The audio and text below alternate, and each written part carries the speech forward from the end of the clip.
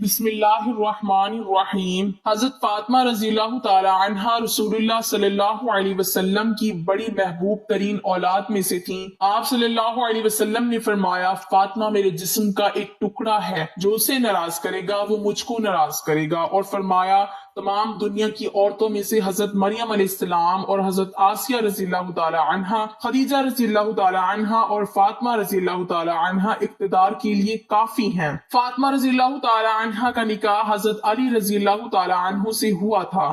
حضرت محمد صلی اللہ علیہ وسلم ہمیشہ حضرت علی رضی اللہ تعالی عنہ اور حضرت فاطمہ رضی اللہ تعالی عنہ کے تعلقات میں خوشگواری پیدا کرنے کی کوشش فرماتے تھے۔ چنانچہ جب حضرت علی رضی اللہ تعالی عنہ اور حضرت فاطمہ رضی اللہ تعالی عنہ میں کبھی کبھی کانگی معاملات کے متعلق رنجش ہو جاتی تھی تو حضرت محمد صلی اللہ علیہ وسلم دونوں میاں بیوی میں صلح کرا دیتے تھے۔ ایک مرتبہ ایسا اتفاق ہوا کہ آپ صلی اللہ علیہ وسلم گھر میں تشریف لے گئے اور صفائی کرا دی۔ گھر سے مسرور نکلے، لوگوں نے پوچھا آپ صلی اللہ علیہ وسلم گھر میں گئے تھے تو اور حالت تھی، اب آپ صلی اللہ علیہ وسلم اس قدر خوش کیوں ہیں؟ فرمایا میں نے ان دونوں شخصوں میں مصالحت کرا دی جو مجھ کو محبوب تر ہیں۔ ایک مرتبہ حضرت علی رضی اللہ تعالی عنہ نے ان پر کچھ سختی کی، وہ حضرت صلی اللہ علیہ وسلم کے پاس شکایت لے کر پہنچی۔ پیچھے پیچھے حضرت علی رضی اللہ تعالی عنہ بھی آئے۔ حضرت فاطمہ رضی اللہ تعالی عنہ نے شکایت کی،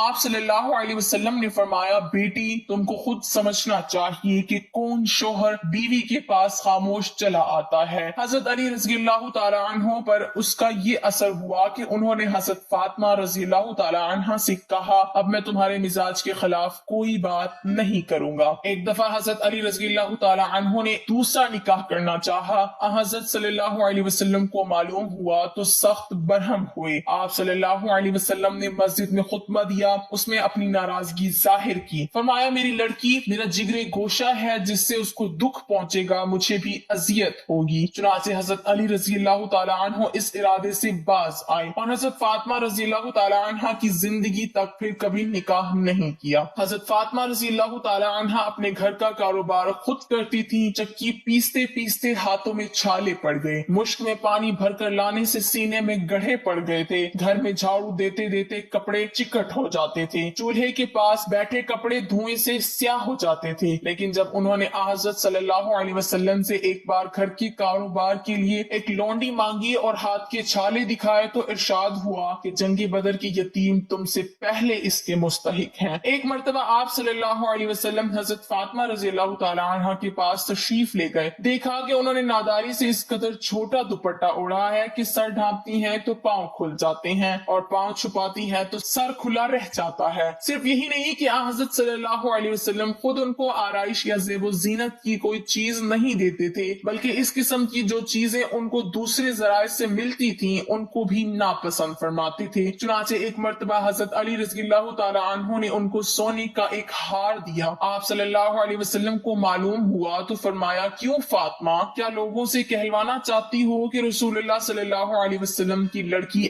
آگ کا ہار پہنتی ہے؟ حضرت فاطمہ رضی اللہ تعالی عنہ نے اس کو بیچ کر اس کی قیمت سے اقتدار خرید لیا۔ ایک دفعہ آپ صلی اللہ علیہ وسلم کسی غزوے سے تشریف لائے، حضرت فاطمہ رضی اللہ تعالی عنہ نے بطور خیر مقدم کے گھر کے دروازے پر پردے لگا دیے اور حضرت حسن اور حضرت حسین رضی اللہ تعالی عنہ کو چاندی کے کنگن پہنائے۔ آپ صلی اللہ علیہ وسلم حسب معمول حضرت فاطمہ رضی اللہ تعالی عنہ کے گھر آئے، دنیاوی ساز و سامان کو دیکھ کر واپس چلے گئے۔ حضرت فاطمہ رضی اللہ تعالی عنہ کو ان کی ناپسندیدگی کا حال معلوم ہوا تو پردہ چاک کر دیا اور بچوں کے ہاتھ سے کنگن نکال ڈالے۔ بچے آپ صلی اللہ علیہ وسلم کی خدمت میں روتے ہوئے آئے، آپ صلی اللہ علیہ وسلم نے فرمایا یہ میرے اہل بیت ہیں، میں یہ نہیں چاہتا کہ وہ ان ذخائر سے آلودہ ہوں، اور ان کے بدلے فاطمہ رضی اللہ تعالی عنہ کے لیے ایک اسد کا ہار اور ہاتھی کے دانت خرید لائے۔ صدق اور ریاستی میں بھی ان کا کوئی حریف نہ تھا۔ حضرت عائشہ رضی اللہ تعالی عنہ فرماتی ہیں میں نے فاطمہ رضی اللہ تعالی عنہ سے زیادہ کسی کو صاف وہ نہیں دیکھا، البتہ ان کی والد اس سے مستثنا ہے۔ حضرت فاطمہ رضی اللہ تعالی عنہ حد درجہ حیادار تھیں۔ ایک مرتبہ حضرت صلی اللہ علیہ وسلم نے ان کو طلب فرمایا تو وہ شرم سے لڑکھڑاتی ہوئی آئیں۔ اپنے جنازے پر پردہ کرنے کی جو وصیت کی تھی وہ بھی اسی بنا پر تھی۔ حضرت صلی اللہ علیہ وسلم سے نہایت محبت کرتی تھی جب وہ خود سال کی تھی اور آپ صلی اللہ علیہ وسلم مکہ معظمہ میں مقیم تھے تو عقبہ بن ابی معیط نے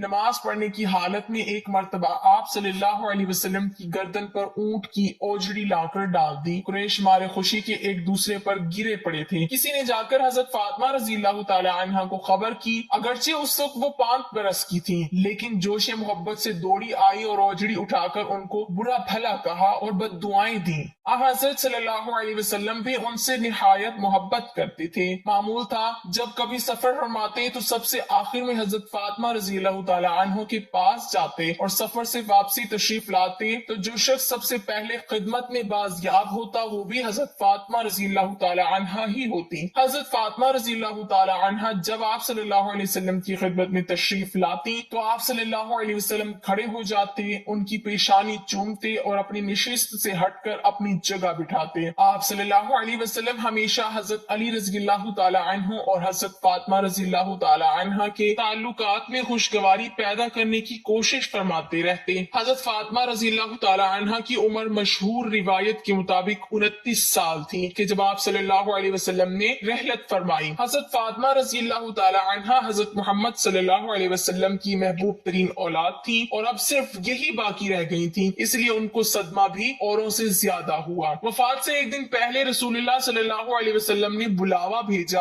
وہ تشریف لائیں تو ان سے کچھ کان میں باتیں کی، وہ رونے لگی، پھر بلا کر کچھ کان میں کہا تو ہنس پڑی۔ حضرت عائشہ رضی اللہ تعالی عنہا نے دریافت کیا تو کہا میں حضرت صلی اللہ علیہ وسلم کی راز کو ابھی ظاہر نہیں کرنا چاہتی۔ جب رسول اللہ صلی اللہ علیہ وسلم کا انتقال ہو گیا تو پھر حضرت عائشہ رضی اللہ تعالی عنہا نے دریافت کیا۔ حضرت فاطمہ رضی اللہ تعالی عنہا نے جواب دیا کہ اب بتا سکتی ہوں۔ پہلی دفعہ میں آپ صلی اللہ علیہ وسلم نے فرمایا کہ میں اسی بیماری میں انتقال کروں گا۔ جب میں رونے لگی تو فرمایا میرے خاندان میں سب سے پہلے تم ہی مجھ سے آ کر ملو گی، تو میں ہنسنے لگی۔ وفات سے پہلے جب رسول اللہ صلی اللہ علیہ وسلم پر بار بار خوشی طاری ہوئی تو حضرت فاطمہ رضی اللہ تعالی عنہا یہ دیکھ کر بولی ہائے میرے باپ کی بے چینی۔ آپ صلی اللہ علیہ وسلم نے فرمایا تمہارا باپ آج کے بعد بے چین نہ ہوگا۔ آپ صلی اللہ علیہ وسلم کا جب انتقال ہوا تو حضرت فاطمہ رضی اللہ تعالی عنہا پر ایک مصیبت ٹوٹ پڑی۔ آسات الغابہ میں ہے کہ جب تک زندہ رہی کبھی تبسم نہیں فرمایا۔ بخاری میں لکھا ہے کہ جب نائش مبارک کو دفن کر کے واپس آئے تو حضرت فاطمہ رضی اللہ تعالی عنہا نے حضرت انس رضی اللہ تعالی عنہ سے پوچھا کہ تم کو رسول اللہ صلی اللہ علیہ وسلم پر خاک ڈالتے اچھا معلوم ہوا؟ حضرت فاطمہ رضی اللہ تعالی عنہا رسول اللہ صلی اللہ علیہ وسلم کے انتقال کے بعد 6 ماہ گزرے تھے کہ رمضان 11 ہجری میں حضرت فاطمہ رضی اللہ تعالی عنہا نے وفات پائی اور حضرت صلی اللہ علیہ وسلم کی یہ پیشن گوئی کہ میرے خاندان میں سب سے پہلے تم ہی مجھ سے آ کر ملو گی۔ یہ منگل کا دن تھا اور رمضان کی 30 تاریخ تھی، اسی وقت وفات پائی۔ حضرت فاطمہ رضی اللہ تعالی عنہا کی تجہیز و تکفین میں خاص جدت کی گئی۔ عورتوں کے جنازے پر جو پردہ لگانے کا دستور ہے اس کی ابتدا انہی سے ہوئی۔ اس سے پہلے عورت اور مرد سب کا جنازہ کھلا ہی ہوا جاتا تھا۔ چونکہ حضرت فاطمہ رضی اللہ تعالی عنہا مزاج میں انتہا درجے کی حیا تھی، انہوں نے حضرت اسماء بنت امیس رضی اللہ تعالی عنہا سے کہا کہ کھلے جنازے میں عورتوں کی بے پردگی ہوتی ہے جس کو میں ناپسند کرتی ہوں۔ اسماء رضی اللہ تعالی عنہا نے کہا جگری گوش رسول صلی اللہ علیہ وسلم میں نے حبش میں ایک طریقہ دیکھا ہے، آپ کہیں تو اسے پیش کروں؟ یہ کہہ کر کہ قربے کی چند شاخیں منگوائیں اور اس پر کپڑا تانا جس سے پردے کی صورت ہو گئی۔ حضرت فاطمہ رضی اللہ تعالی عنہا بے حد مسرور ہوئی کہ یہ بہتر طریقہ ہے۔ حضرت فاطمہ رضی اللہ تعالی عنہا کے بعد حضرت زینب کا جنازہ بھی اسی طریقے سے اٹھایا گیا۔ حضرت علی رضی اللہ تعالی عنہ نے ان کو غسل دیا